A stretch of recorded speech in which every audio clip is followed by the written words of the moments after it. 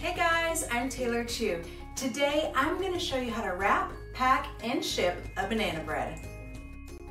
Okay, first things first, we want to make sure that our banana bread will fit into our plastic Tupperware. So go ahead and size it, and if you need to trim some off the end, you can do that.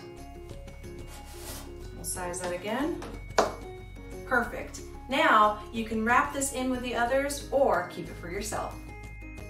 We're going to wrap our entire loaf in plastic wrap, so I find it's easiest to put the plastic wrap out first, and then we're going to lay the loaf on top to wrap it.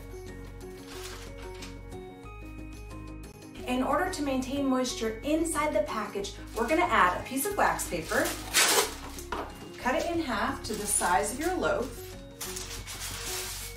and then on top, we're gonna add either a slice of bread or a tortilla. I like a tortilla because it's thin, and then we'll wrap it up. Okay, now we can wrap. I'm gonna start with a short end and just tucking it over, and then we're just gonna fold this guy all the way until the end.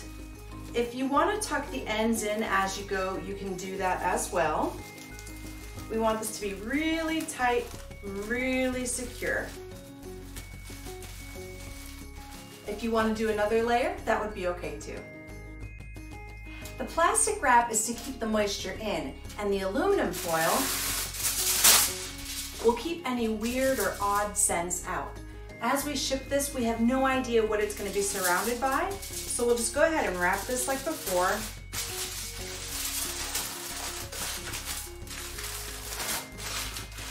And then it'll be all good to go in our plastic container.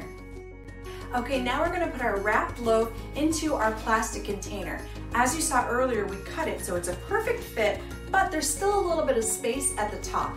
So if you have any extra aluminum foil or paper, you can crunch it up at the top to cushion. But our loaf is pretty sturdy, so we don't need to worry about it getting banged up too much. Okay, so now we have our double wrapped loaf in our airtight container, and it's in there pretty sturdy, so it's not moving around.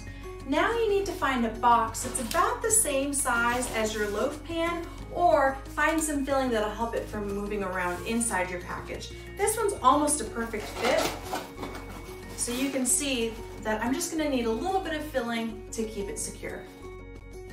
To fill the empty space in your box, you could use bubble wrap, the styrofoam popcorn if you have any. I'm using strips of craft paper, and I'm gonna go ahead and twist it, and then fold it a couple of times, and then I'm just shoving it into the side to make sure it's nice and tight. Finally, it's time to ship. It's best if you can ship overnight or 2-day if you can afford it. Otherwise, just remember that the faster they receive it, the fresher it will be.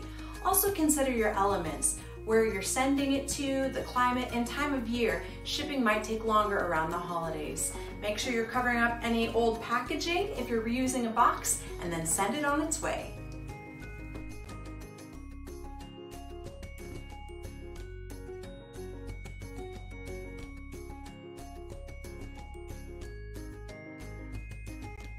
You can also use this for cookies or bars to ship baked goods across the country. Thanks for watching my video. I'm Taylor Chu from We Craft Social. I've got other crafts, baking, and home decor videos on my channel, so check those out. I'll see you guys next time.